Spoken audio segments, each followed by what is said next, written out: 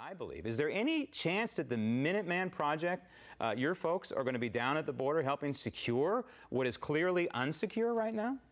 I've been toying with this idea for several years. I personally would like to organize another major, massive assembly of Minutemen and women along the entire border, not just Arizona this time, but the entire 2,000-mile border from San Diego, California to Brownsville, Texas.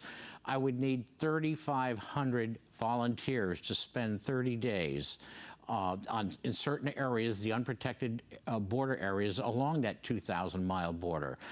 It takes 10 months. It would take me until next May to organize such a huge effort. For example, Normandy was not thought about and organized overnight.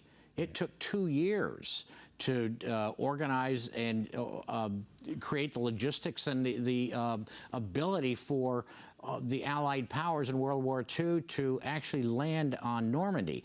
Of course, this is not Normandy that I'm talking about, but it is it's an endeavor that is just as full of tedium and day after day logistics that have to be covered. I need lawyers, I need captains, I need medical personnel, I need law enforcement liaisons, air wings, ham radio operators, about 300 of those, so on and so forth. So it's not like you can just say, well, we're the Minutemen, we're coming to the border and we're going to save the day and we're going to do it tomorrow.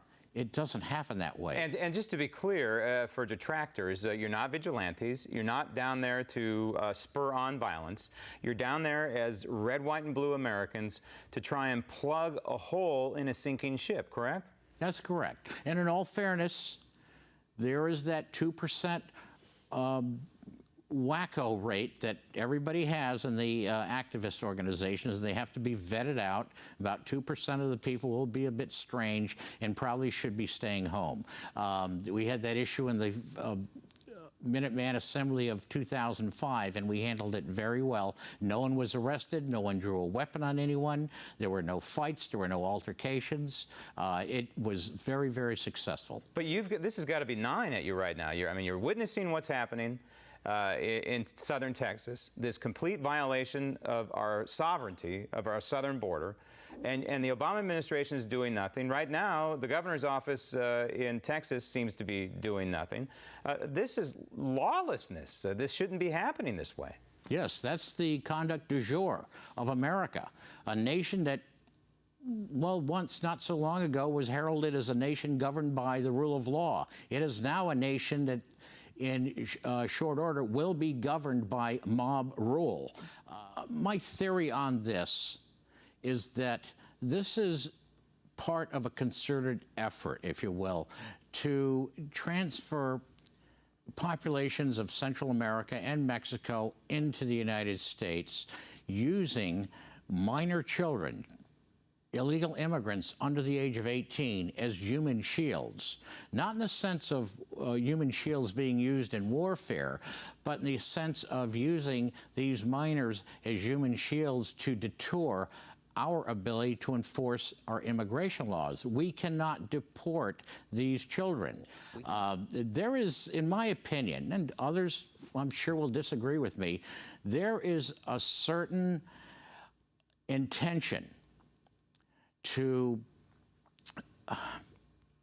let me put it in other words. The United States is rapidly becoming a Latin American nation. By the year 2025, maybe as late as 2030, which is only 10 or 15 years away, you're going to see the very first attempt, probably by Luis Gutierrez, the congressman from Illinois, very first attempt to introduce a bill into Congress that will make Spanish equal to English as the common bond of U.S. language.